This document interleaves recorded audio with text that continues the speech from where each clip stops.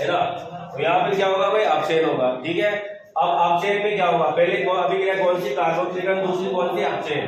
अपचयन में क्या होगा, अब ये 3-फॉस्फोग्लिसरेट है ना, इसको 3-PJ भी बोलते हैं। हाँ, इसको C3 चक्र क्यों कहते हैं, कारण है इसका कारण है कि 3 कार्बन वाला पहला जो उत्पाद बनता है, ध्यान देना, पहला उत्पाद 3-फॉस्फोग्लिसरेट यानी कि 3-PJ बनता है, जो कितने कार्बन वाला है, 3 वाला। ठीक है, अब 3 कार्बन वाले से रिएक्ट करेंगे ये ATP और NADH। ये कहां से आए हैं, इससे पहले कौन सी रिएक्शन पढ़ी थी अपन ने, प्रकाशिक अभिक्रिया। ठीक है ना, इससे पहले प्रकाशिक अभिक्रिया पढ़ी थी अपन ने, और उसके बाद ठीक है ना, ध्यान रखना है ना, यहाँ से हम इसको चलाएंगे ना, तो यहाँ से देखो आप लोग आगे अपचयन होगा, NADP और IP बनेगा, और साथ में इससे क्या उत्पाद बनेगा, इससे उत्पाद बनेगा एक जिसका नाम है ट्रायोज फॉस्फेट। क्या नाम है इसका, ट्रायोज फॉस्फेट। ठीक है, क्या बनेगा, ट्रायोज फॉस्फेट। ट्रायोज फॉस्फेट बनेगा, और ट्रायोज फॉस्फेट के एक शॉर्ट नाम और इसका नाम है 3PGL। 3PGL यानी कि 3-फॉस्फोग्लिसरेट। याद रखना, ये ट्रायोज फॉस्फेट है। इससे आगे जाकर किसका निर्माण होगा, शर्करा का, या फिर किसका निर्माण होगा, स्टार्च का। शर्करा का और स्टार्च का निर्माण होगा इससे अपचयन अभिक्रिया के परिणाम स्वरूप। ठीक है, अभिक्रिया को कौन करता है, NADP रिडक्टेज एंजाइम, है ना, रिडक्टेज एंजाइम करता है सभी क्रिया को। अब ट्रायोज फॉस्फेट वापस इधर एंट्री करेगा, है ना, ध्यान देना, यहाँ से अगली अभिक्रिया, उस अभिक्रिया का नाम क्या है, उदर भवन, यानी कि रीजनरेशन। इस रीजनरेशन अभिक्रिया में क्या होगा, एक ATP का यूज किया जाएगा, और एक ATP का यूज करके एक ATP बाहर निकलेगा, ATP के साथ में ITP बाहर निकलेगा, और ये अभिक्रिया वापस राइबोज 1,5-बिस्फॉस्फेट बना देगी। समझ में आएगी ये बात, दोबारा से एक बार फिर दोबारा करेंगे। अब यहाँ पहुंच चुके हैं कौन से चक्र में, C3 में। ठीक है ना, C3 चक्र में पहुंच चुके हैं, और इस अभिक्रिया में CO2 आती है। थोड़ा फर्स्ट में गलती से बोलते हैं अपन कि ये अप्रकाशिक अभिक्रिया है। कौन सी अभिक्रिया है, अप्रकाशिक। पहले प्रकाशिक पढ़ी, अब अप्रकाशिक। तो अप्रकाशिक अभिक्रिया का जो पहला जो चरण चलता है ना, वो कौन सा है, C3 चक्र है। ठीक है, सभी पादपों में, दुनिया के हर पादप में C3 चक्र चलता है, याद रखना। ठीक है, चलो, राइबोज 1,5-बिस्फॉस्फेट, इसको RBP भी बोलते हैं, और ये RBP का एक अणु CO2 के एक अणु से क्या करता है, क्रिया करता है, CO2 के एक अणु से क्रिया करता है, रिएक्ट करता है रुबिस्को एंजाइम की उपस्थिति में। रुबिस्को क्या है, रुबिस्को मैं ऐसे लिख सकता हूँ, RUBISCO।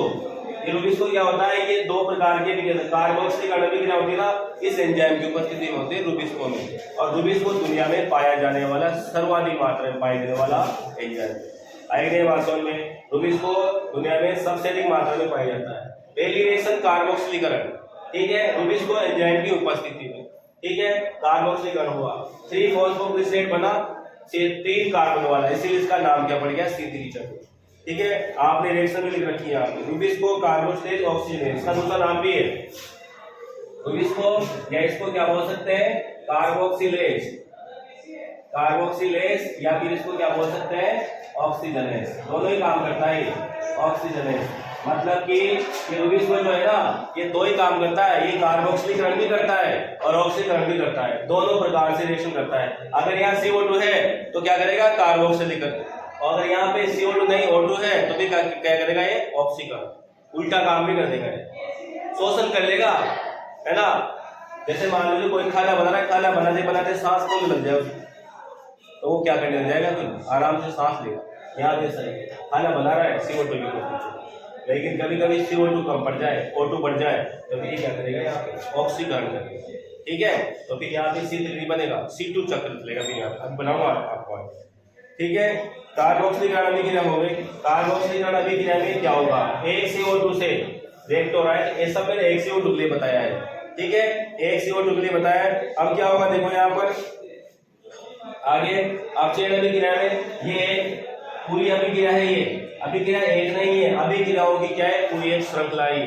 अभिक्रियाओं की पूरी क्या है, एक श्रृंखला है, ये पूरी की पूरी का नाम से ये अपचयन अभिक्रिया, छोटी अभिक्रिया नहीं है। इस अभिक्रिया में क्या होगा, ध्यान देना, इस अभिक्रिया में ये होगा अपचयन अभिक्रिया में कि एक CO2 के अपचयन के लिए 2 ATP और 2 NADPH की आवश्यकता पड़ेगी। फिर पुनरुत्पादन अभिक्रिया को करने के लिए किसकी जरूरत पड़ेगी? एक एटीपी और एक एटीपी की जरूरत पड़ेगी। तो आपको मैं सवाल दे रहा हूँ यहाँ पे, सुनना समझना कि एक जो CO2 है उसके अपचयन के लिए हमको कितने एटीपी की आवश्यकता पड़ेगी? बताओ, गिनो। 2 एटीपी या 1 या? तो कितने एटीपी की जरूरत पड़ेगी? 3 एटीपी की। समझना सवाल को, एक CO2 के अपचयन के लिए कितने एटीपी? 3 एटीपी। और कितने NADPH2? कितने NADPH2? देख लो कितने दिख रहे हैं? 2। ठीक है, इसलिए 6 CO2 के अपचयन के लिए 6 दिया 18 एटीपी की आवश्यकता होगी। आई बात समझ में? और कितने NADPH2 की जरूरत पड़ेगी? 12 NADPH2 की आवश्यकता पड़ेगी। ये सवाल याद कर लेना कि अब फिर 6 CO2 क्यों चाहिएगी? तो किसके लिए चाहिएगी भाई? C6H12O6। तो एक ग्लूकोज का अणु बनाने के लिए, समझ लो, एक ग्लूकोज का अणु बनाने के लिए कितनी CO2 की आवश्यकता पड़ेगी? 6 CO2 की। अरे कितनी CO2 चाहिए? 6 CO2। तो कितने एटीपी चाहिए? 18 एटीपी। कितने NADPH2 चाहिए? 12 NADPH2। तो आपसे सवाल करके पूछा सकता है, तो सुनो ध्यान से। तो बताओ इस चक्र को कितनी बार चलाना पड़ेगा? एक ग्लूकोज का अणु बनाने के लिए ये चक्र कितनी बार चलेगा? बताओ, एक ग्लूकोज का अणु बनाने के लिए C3 चक्र को कितनी बार चलना पड़ेगा?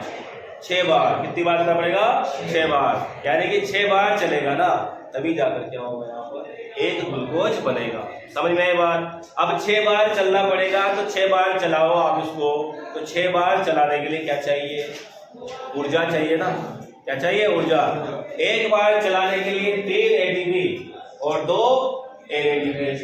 एक बार चलाने के लिए 3 एटीपी और 2 NADPH। 6 बार चलाने के लिए 18 एटीपी और 12 NADPH। अब आपको एक कैलकुलेशन बता रहा हूँ, आपका एक कैलकुलेशन और है। क्या कैलकुलेशन है कि यहाँ पर ये जो 12 NADPH2 है, थोड़ा एक बताता हूँ मैं। NADPH2 में 3 एटीपी के बराबर पावर होती है। एक NADPH2 में 3 एटीपी के बराबर क्या होती है? पावर होती है, शक्ति होती है। समझ गए? 3 एटीपी के बराबर क्या होती है? पावर होती है। इसको 3 से गुणा करो तो कितने एटीपी आएंगे? 36 एटीपी। तो पावर कितने एटीपी की लग रही है? 36 एटीपी। यानी कि 18 एटीपी मेरे पास पहले से ही है, 12 ये, यानी कि इसको जोड़ दो तो 36 एटीपी। ठीक है, और कितना बन जाएगा? लगभग 54। 8 और 14 कितने हो गए? 54 एटीपी। अब यह है दुनिया का सवाल कि एक ग्लूकोज के अणु को बनाने के लिए कितने एटीपी के बराबर, सुनना प्रश्न को, कितने एटीपी के बराबर ऊर्जा की आवश्यकता होती है? बताओ। 54 एटीपी। अब मुझे बताओ आप लोगों कि एक ग्लूकोज का अणु जो बना रहे हैं अपन, उस ग्लूकोज के अणु में एटीपी में, ये बताओ मुझे, एटीपी में कितने किलो जूल एनर्जी होती है? इसको याद है? एक एटीपी में कितनी ऊर्जा होती है? किसी को भी याद नहीं है? किसी को भी? एक एटीपी में लगभग 31.5 से होती है। याद है क्या? आ रहा है याद? फिजिक्स केमिस्ट्री किसी में पढ़ा है ना? चलो कोई बात नहीं, है ना? इतनी एनर्जी होती है। तो देखो आप लोग, ये समझ में आई नहीं बात? आपसे आई नहीं? शायद का समझ में आई नहीं? बताओ, रीजनरेशन में कुछ नहीं है। रीजनरेशन क्यों हो रहा है? यहाँ तो समझ में आई बात? रीजनरेशन क्यों हुआ? रीजनरेशन इसलिए हुआ कि ये चक्र दोबारा चला रहा है ना। अरे चक्र चलाने के लिए क्या चाहिए? उत्पाद चाहिए वापस। जिससे चालू हुआ था वही चाहिए। क्या चाहिए? किससे चालू हुआ था? राइबोलोज 1,5-20 फॉस्फेट से RUBP से शुरू हुआ था, तो RUBP दोबारा चाहिए ना। तो यहाँ से क्या होगा? यहाँ पुनरुत्पादन होगा, एक एटीपी का यूज किया जाएगा और वापस दोबारा से क्या बनाया जाएगा? RUBP, राइबोलोज 1,5-20 phosphate. ठीक है, तो इस तरीके से ये अपना क्या है? सवाल है। ठीक है, आइडिया बात समझ में बोलो, इसमें कोई दिक्कत है? इसमें एक बार फिर देख लो, ये क्या है? राइबोलोज 1,5-20 फॉस्फेट। ये है कितने का? ये है एक अणु। मैं यहाँ लिखता हूँ 1 इंटू। ठीक है, समझ आ रहा? एक अणु। तो ये एक अणु है, CO2 भी एक अणु है, लेकिन कार्बोक्सिल जब आती है क्या हुआ? 2 इंटू 3 फॉस्फोग्लिसरेट। सब 2 इंटू चलेंगे अब। ठीक है ना? इस तरह से ये 2 बनेगा। फिर इधर से अपचयन होगा।